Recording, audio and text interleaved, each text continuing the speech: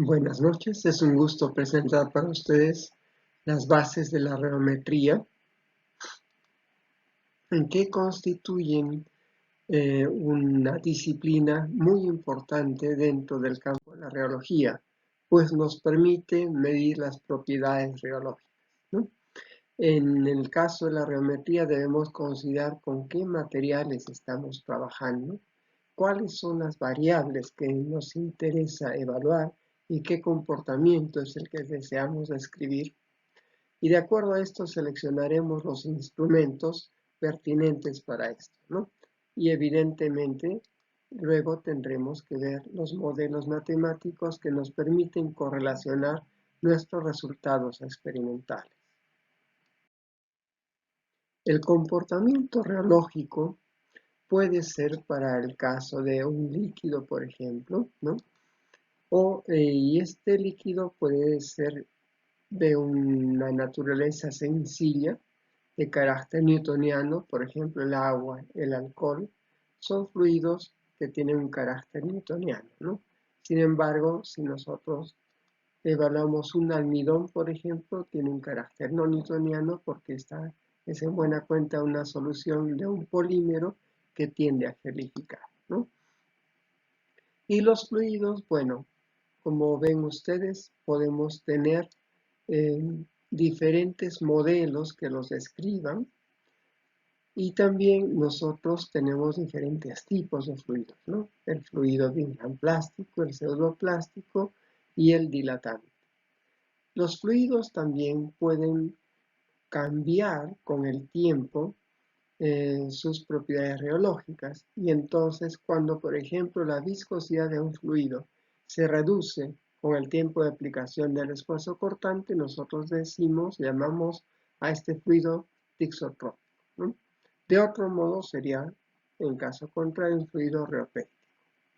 Hay, digamos, materiales complejos que tienen un comportamiento tanto como líquido como sólido y entonces, es decir, es un comportamiento viscoelástico, ¿no? Y este comportamiento viscoelástico está descrito por los modelos de Maxwell y de Burgers, pero también requieren pruebas especiales para determinar su carácter, ¿no?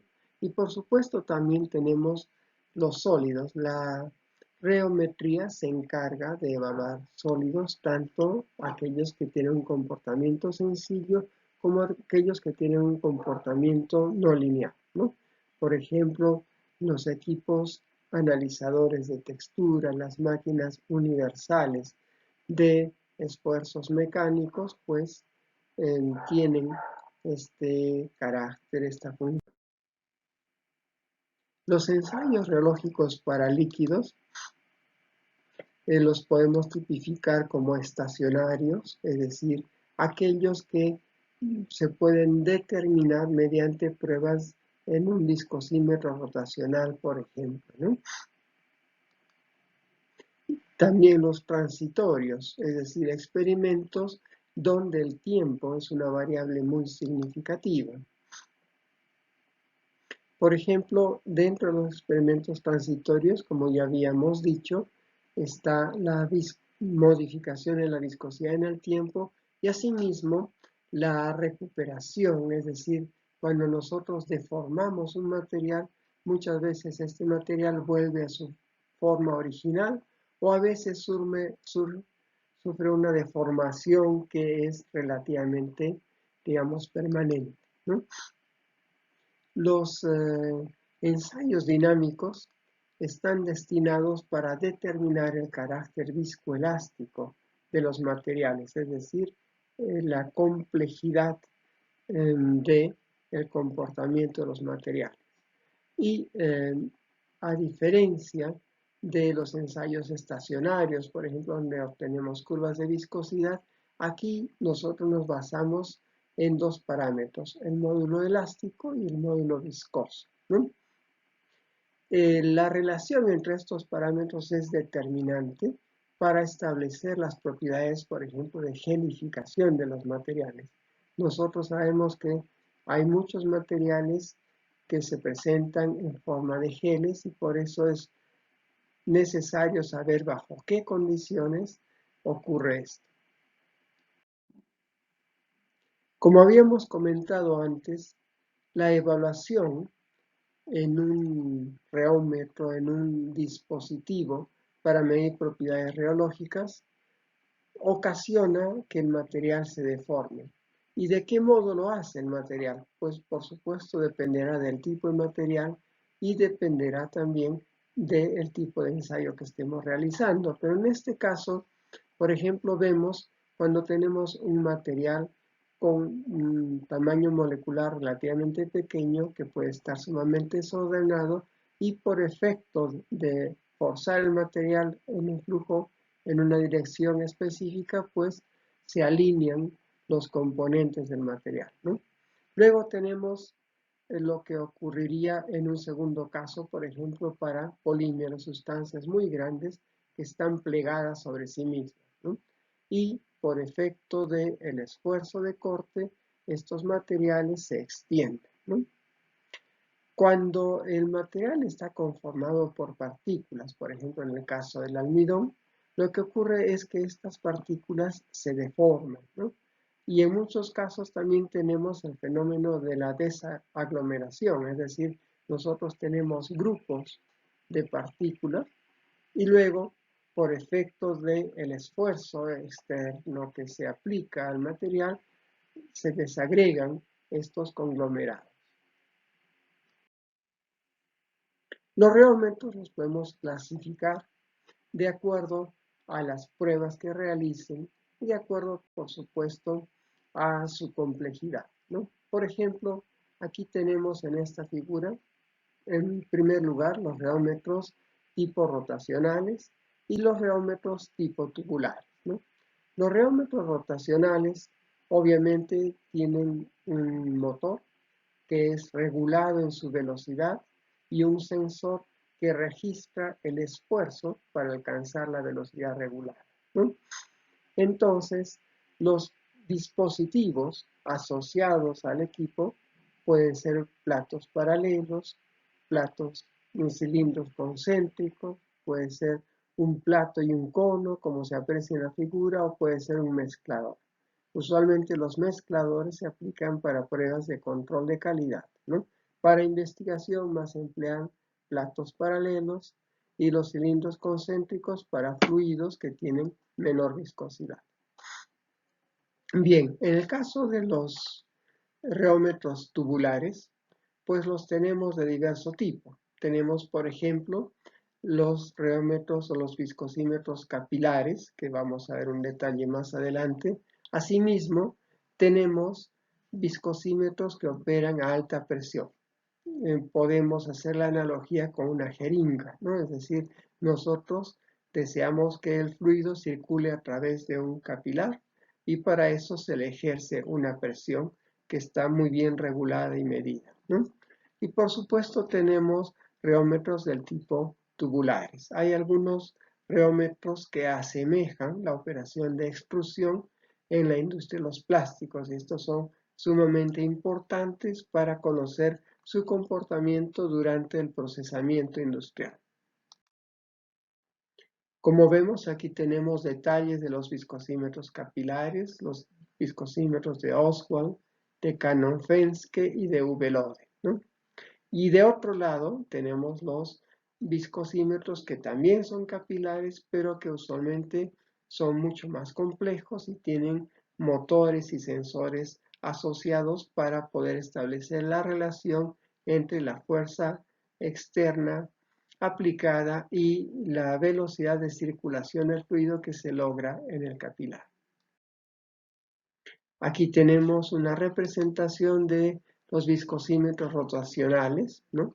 Que estos pueden determinar las curvas de flujo y de viscosidad a temperatura constante. Aparece como una caja en el viscosímetro y esta caja es como una especie de horno. Es decir, nosotros podemos atemperar las muestras para modificar su temperatura de tal modo que evaluamos la viscosidad o el esfuerzo de corte a diferentes temperaturas. Podemos también nosotros determinar las pruebas de histéresis, es decir, si ustedes recuerdan las pruebas de histéresis, se asocia, es análogo a lo que ocurre en el magnetismo de los materiales ferrosos, ¿no? La velocidad de recuperación de la muestra, como habíamos dicho anteriormente, los materiales se deforman por efecto de la fuerza que les aplicamos. Entonces, cuando dejamos de aplicar esta fuerza, cuán rápido vuelven a su nivel inicial y si efectivamente vuelven a su nivel inicial, ¿no? De eso se trata esta prueba. Muy bien, el efecto de la temperatura sobre la viscosidad ya lo hemos comentado. Y el efecto de la concentración, por supuesto, de la composición de las muestras es vital en muchos casos. Como ven ustedes aquí, quisiera que noten que los viscosímetros tienen soportes bastante sencillos, ¿no? A pesar de que tienen motores bastante, digamos, delicados y sumamente, digamos, precisos, ¿no? Bien, acá tenemos un reómetro. Este dispositivo, a diferencia del viscosímetro rotacional, también rota, pero también puede hacer los ensayos oscilatorios que no pueden hacer los viscosímetros rotacionales. ¿Y en qué consisten estos ensayos? Estos ensayos, pues, generan ondas. ¿Cómo así? Es decir, la rotación se da en ambos sentidos.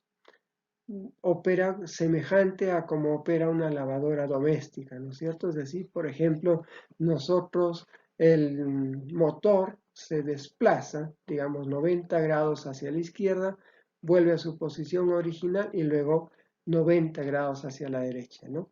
La velocidad con la cual hace este movimiento se le denomina frecuencia, ¿no? Y en este caso hemos puesto el ejemplo 90 grados, correspondería a la amplitud, ¿no? Por supuesto, la amplitud puede ser más grande, más pequeña. Nosotros modificamos el valor de la amplitud en función del objetivo del ensayo.